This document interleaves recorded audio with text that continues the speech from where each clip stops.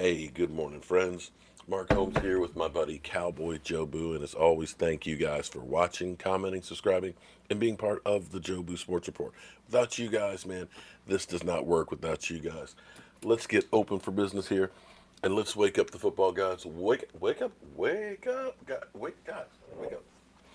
wake up. Oh my goodness. I know it sucks that we are not in the playoffs, and it always dampens my spirit when it comes to the Super Bowl. And we'll actually be at the Super Bowl. We'll be doing some work and stuff with United Way. United Way actually has a booth at NFL Experience, so we're actually going to be leaving in about 2.5 weeks to be down there for the whole Super Bowl. So if you want to see the sights and sounds, for those of you Cowboy fans like me who haven't seen our team in the Super Bowl, at least we can give you the feel and the action and things of a Super Bowl, and mine hasn't changed in 25 years. So we'll be having coverage live from Miami, Florida at the Super Bowl. But one thing I can say, knowing that our Cowboys aren't going to be there, at least, yes, yes, yes. At least New England won't be there. Thank you, Lord. I am sick and tired of seeing Tom Brady and Bill Belichick there hosting the trophy. Oh my God. I'm so happy.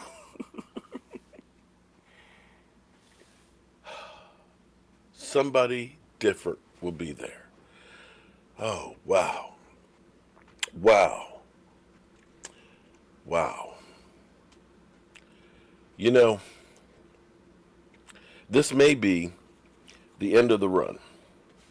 Tom Brady is a free agent. Tom Brady says at a press conference last night that he's not ready to retire.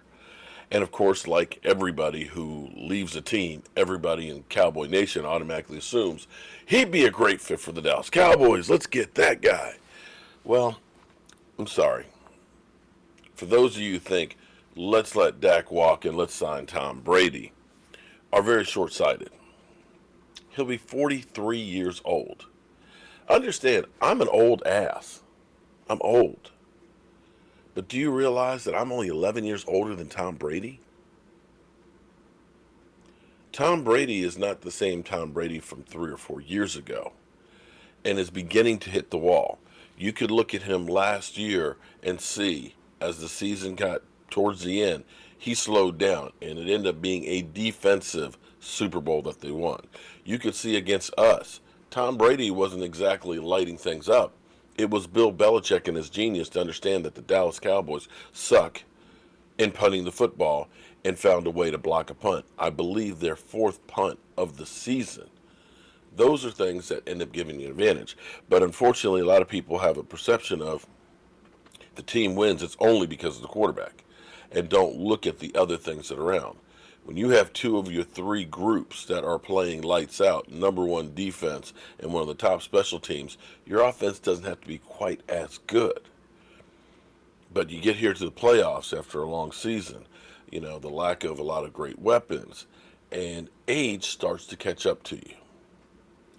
So you can dream on, Cowboy fans, and think that getting Tom Brady automatically means that you're going to do well. But I dare tell you, take a look at history as great quarterbacks have gone through and on to other teams. The only one that you could say really did something elsewhere, in fact, won a Super Bowl with two teams, would be Peyton Manning. And when he ended up winning that second Super Bowl, you can't really say it was Peyton Manning, because Peyton Manning, it was the defense. So it's best to just kind of let bygones be bygones, let Tom Brady go wherever and do whatever, but you need to focus on being young. And one of the reasons I brought up this game last night is you see, when you watch other teams, you see other teams playing chess while we're playing checkers. Other teams find ways to give themselves an advantage. If you watched that game last night, you saw Bill Belichick lose his damn mind. You saw him go crazy because he actually got Bill Belichicked. See, with almost 6 minutes to go, they figured out how they can take some time off the clock. They had fourth down. They ran the ball down to 0. Ended up getting, mind you, the delay of game penalty, in which case they moved the ball back 5 yards. Now, apparently, if you get 2 delay of game penalties in a row, it's ends up being that you end up getting a 15-yard penalty, and the clock stops until the ball snapped. But see, they were smart. What they did was they let the clock run down to about 5 seconds, and then they had a guy move, false start, different type of penalty. Moved him back 5 more yards. Bill Belichick going off. Because now they got another 45 seconds to run a play. They go through.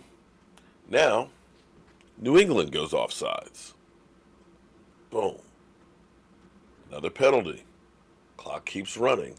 They get the clock down to under 5 minutes. They wasted like a minute 40 seconds on the clock. Less time for New England to have to come back.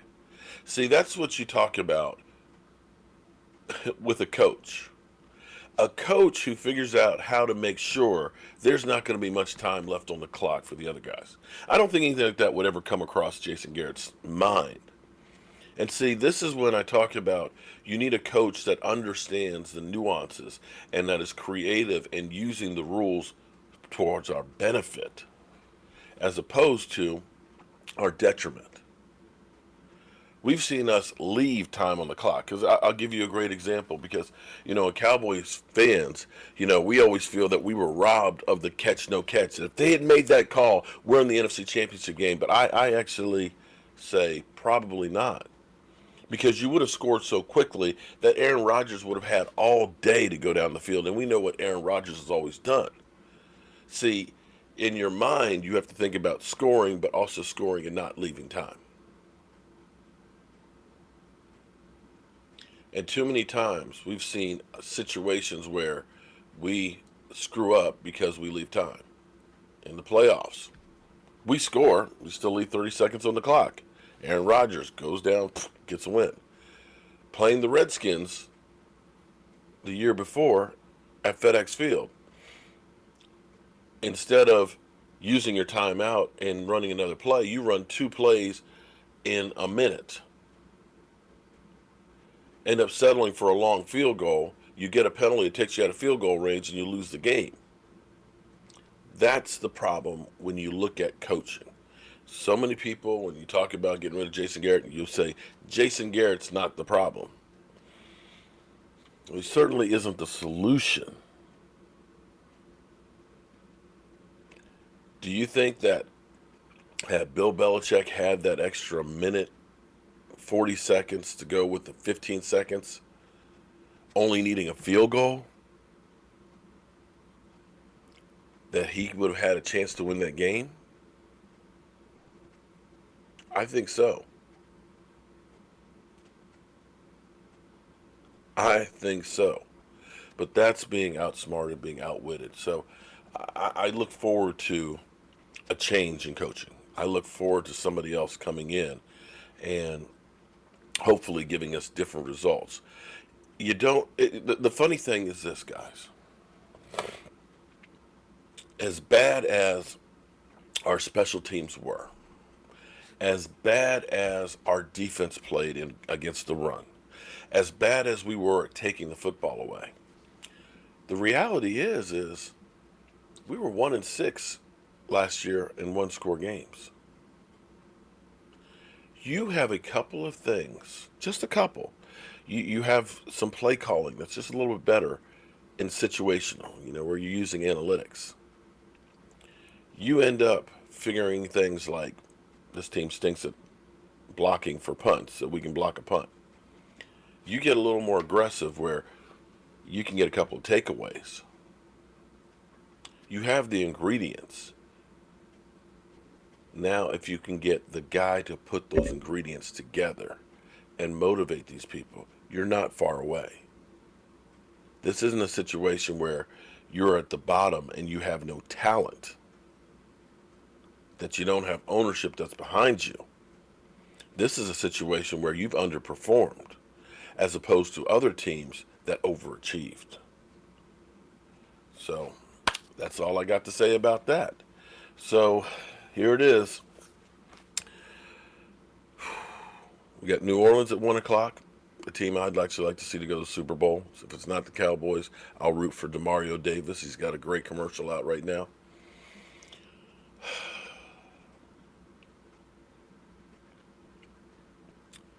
And then we'll see the Eagles playing against Seattle. And we'll be live streaming during that.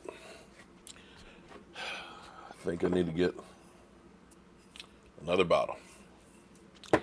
I'm Mark Holmes, and well, thank you for being part of the Jobu Sports Report, and thank you to I think we got 5 new members last night while I was sleeping. Shout out to you. And it looks like you guys going to make me do a whole bunch of work. I got to finish packaging up the shot glasses, get addresses on them, and now for you tailgate crew, I've got to get your shot glass rack for your 4 shot glasses that'll be coming for you together. So it's going to be another busy day here. But you know what? I love it. I'll see you guys soon.